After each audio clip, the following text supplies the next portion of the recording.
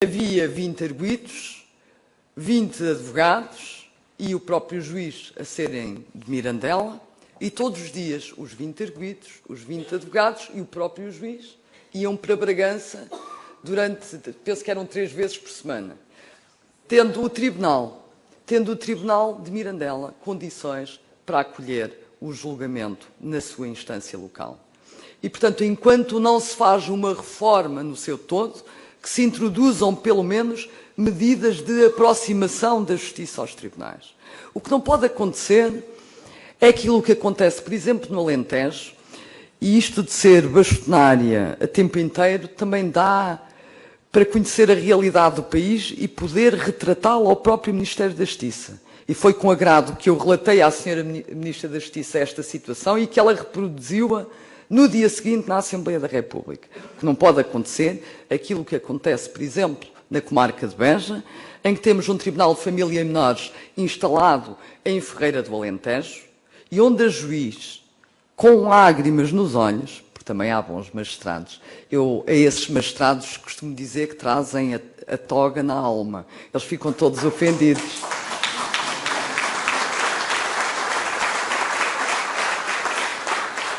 Mas dizia essa magistrada toga na alma que as pessoas faltavam de Barrancos, que dista a mais de 120 km de Ferreira do Alentejo, faltavam reiteradamente às diligências. E a forma que a juíza encontrou de assegurar a sua comparência era emitir mandados de detenção. E as pessoas assim podiam apanhar a boleia da GNR para o tribunal. Isto dá vontade de rir, mas é rigorosamente verdadeiro. E dizia-me ela, só que depois tem um problema, é que a GNR só lhe pode dar boleia de Barrancos para Ferreira do Alentejo. E as pessoas depois pernoitam na rua, à porta do tribunal, para que no dia seguinte possam ir de transporte público no único autocarro que existe, de Ferreira do Alentejo para Beja e de Beja para Barrancos. E isto é uma triste realidade que não pode ser silenciada por ninguém na Ordem dos Advogados. Não há ninguém, não há nenhum advogado, não há nenhuma advogada que possa aceitar isto que eu considero ser uma violação do direito de aceder à justiça, uma violação até dos próprios direitos humanos. E, portanto, a Sra. Ministra da Justiça vai ter que resolver este problema, sem grandes comissões. Eu, que já estou aqui há algum tempo, sei o tempo que demora a ser revisitado, o que quer que seja, se for criada uma comissão. Eu costumo dizer que a melhor maneira de não fazer nada em Portugal é criar-se uma comissão de análise. E, portanto, analisa-se e, quando a análise está concluída em geral, muda o governo. E, portanto, toda a análise feita no mandato do anterior governo não tem qualquer relevância, porque os analistas não têm o perfil adequado. E, portanto, cria-se uma nova comissão, já com analistas diferentes, para se reanalisar aquilo que foi já analisado. E isso é perpetuar uma denegação de justiça que hoje está a acontecer em Portugal e que a Ordem, naturalmente, não silenciará. Dizer-vos também que a Ordem apresentou um projeto legislativo de reforço dos atos próprios dos advogados. De reforço, sobretudo, naquilo que é a proteção da cidadania. Hoje nós temos um conjunto de meios alternativos de resolução do litígio, que mais do que alternativos são verdadeiramente substitutivos, até porque, se repararem naquele relatório que determinou o encerramento de tribunais, uma das razões invocadas para o encerramento e para a desqualificação dos tribunais foi a existência no município de um meio alternativo de resolução do litígio, a existência de um julgado de paz, a existência de um centro de arbitragem. Reparem o que aconteceu no Cadaval, onde se fechou um tribunal, mas se abriu um centro de arbitragem, inaugurado pela nossa ministra Paula Teixeira da Cruz. A mesma que fechou o tribunal foi lá inaugurar o centro de arbitragem. Mas dizia eu que hoje temos que assumir com frontalidade que os meios alternativos de resolução do litígio estão aí e que há vontade política para que proliferem. E, nessa medida, aquilo que eu expliquei à Sra. Ministra da Justiça e aquilo que eu verti na proposta legislativa que foi apresentada pelo Conselho-Geral foi a obrigatoriedade de constituição de advogado em todos os meios alternativos de resolução do litígio. Reparem que há até quase um paradoxo, porque a partir de um determinado valor, quando a ação pende num tribunal, portanto num órgão de soberania, é obrigatória a constituição de advogado. Já o mesmo litígio, com o mesmo valor, se for proposto num meio alternativo de resolução de litígio, por exemplo, num centro de arbitragem, já não é obrigatória a constituição de advogado. E, portanto, há esta coisa extraordinária que só mesmo nós portugueses é que conseguimos fazer, que é o Estado fazer um juízo de suspeição apenas em relação à justiça que é administrada pelo próprio Estado, aquela que é administrada nos tribunais por órgãos de soberania. Parece que confia mais num centro de arbitragem do que num tribunal, uma vez que se a ação tiver, por exemplo, o valor de 30 mil euros e for proposta no tribunal, é obrigatória a constituição de advogado, mas se ela for proposta num centro de arbitragem, as partes já podem ter esse processo pendente sem advogado. E isso prejudica...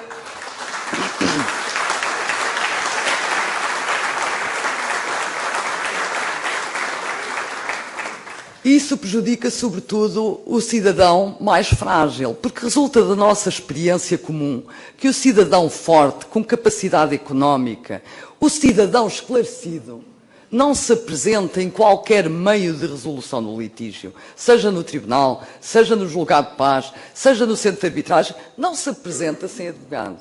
Quem se vai apresentar sem advogado é aquela pessoa com condições económicas mais frágeis, com menor capacidade, menos esclarecida, que naturalmente, vendo aquela placa monumental que normalmente está em todos os julgados de paz, que é aqui não é obrigatório constituir advogado, acaba por pensar que poupa algum dinheiro apresentando-se sozinho em juízo. E são essas pessoas, as pessoas mais fracas, mais desfavorecidas, aquelas que mais careceriam do apoio do advogado, que muitas vezes o fazem sem esse apoio. E, portanto, a melhor forma, e penso que a Sra. Ministra da Justiça terá essa sensibilidade, a melhor forma de igualizar as partes, a melhor forma de dar garantias de isenção e imparcialidade é ter um advogado presente. Porque se o julgador não for isento e imparcial, há sempre a voz de um advogado a chamar a atenção, a arguir uma nulidade, a interpor um recurso. Dizer-vos também que outra das medidas que eu considero que é uma emergência nacional, depois da visita que fiz às várias comarcas, é a necessidade de repristinar o regime do inventário. Eu tive...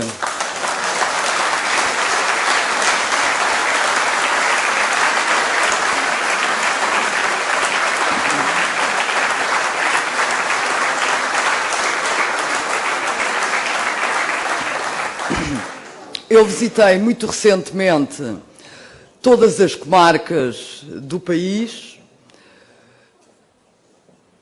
Não visitei apenas a de Bragança, porque conheço bem a realidade, mas penalizam-me por isso.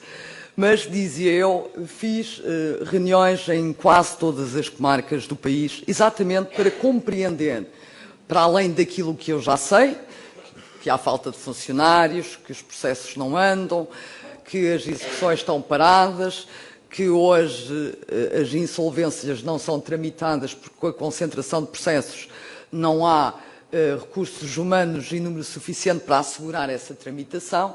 Tentei também perceber, em relação a cada uma das comarcas, aquilo que eram problemas específicos daquela comarca. E fiquei a saber, com muita surpresa minha, que hoje em Portugal não é possível fazer uma partilha litigiosa. Uma partilha para ter uma comunhão hereditária ou uma partilha subsequente a um divórcio. Tive apenas um colega, um único, que não sei se está aqui, que é da Guarda, que me disse: eu consegui fazer uma partilha no notário, mas depois acabou por me confidenciar. Já assim, mas fui para lá ajudá-lo a fazer, porque ele também não a sabia fazer. Isto para vos dizer que é daquelas reformas que se fazem, é uma reforma que foi feita por quem desconhece total e absolutamente a realidade do país. Qualquer advogado ou advogada sabe que as partilhas ou correm bem e fazem-se por escritura no notário, ou quando correm mal, são talvez um dos processos mais litigiosos que nós temos.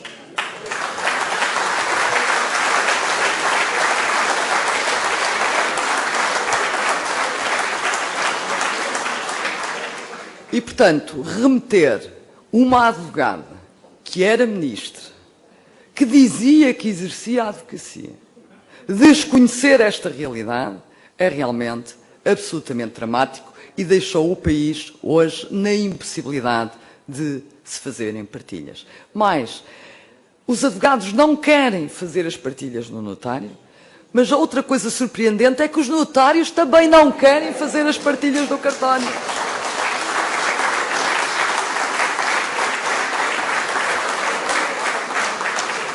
E, portanto, tal como eu disse à Sra. Ministra da Justiça atual, se por sinal a única pessoa no país que queria fazer partilhas no cartório já se foi embora e era a anterior Ministra, devolvam-se as competências aos tribunais. E devolvam-se até por isto. Se repararem, com a desqualificação que ocorreu em grande parte das instâncias locais, reparem que nós hoje temos instâncias locais que perderam quase todas as suas competências, que tramitam a bagatela civil e a bagatela penal, que deixaram de fazer instruções criminais, porque foi criado na capital distrito o Tribunal Especializado de Instrução Criminal, que deixaram de fazer família em menores, porque foi criado na capital distrito o Tribunal Especializado de Família em Menores, que deixaram de fazer execuções, porque foram criados os tribunais de execuções, que deixaram de fazer insolvências, porque foram criados os tribunais de comércio, que deixaram de fazer a grande instância civil, porque essa foi para a capital distrito, que deixaram de fazer a grande instância criminal, porque essa também foi para a capital distrito. E, portanto, se nós hoje temos até instâncias locais absolutamente esvaziadas das suas competências, porque é que não havemos de transferir para essas instâncias locais os inventários, pondo termo a uma verdadeira denegação de justiça que ocorre em todos os casos? Eu devo dizer que quando fiz a visita pelas comarcas estava convencida que era só quando havia acesso ao direito. Ou seja, já me tinha sido referenciado que as partilhas, quando o beneficiário, quando a pessoa que requeria a partilha era beneficiário do apoio judiciário, que os notários não estavam a tramitar o processo. Para minha surpresa, parece que são todos, exatamente por falta de disponibilidade, por falta de apetência, por falta de vontade e também por falta de qualificação dos notários para dirimir esse que é um processo altamente litigioso. Dizer-vos também que, no âmbito do sistema do acesso ao direito, é preciso fazer reformas que já são aguardadas há vários anos. Quem me conhece sabe que eu tenho uma ligação afetiva ao sistema do acesso ao direito, não há nada a fazer, e que tenho vindo a reclamar de forma reiterada o aperfeiçoamento deste sistema. A verdade é que, por falta de dinheiro, por falta de tempo, por falta de vontade, por falta de muitas coisas, as reformas não têm ocorrido e eu tenho uma grande esperança que, finalmente, possamos rever a regulamentação do sistema de acesso ao direito. É uma regulamentação que foi criada em 2008. Muitos colegas devem se recordar que foi criada, enfim, de uma forma bastante turbulenta, digamos assim, porque tinha saído em dezembro de 2007, com entrada em vigor em janeiro de 2008, uma portaria que criava lotes de processos para todos os advogados e que previa uma remuneração de 5 euros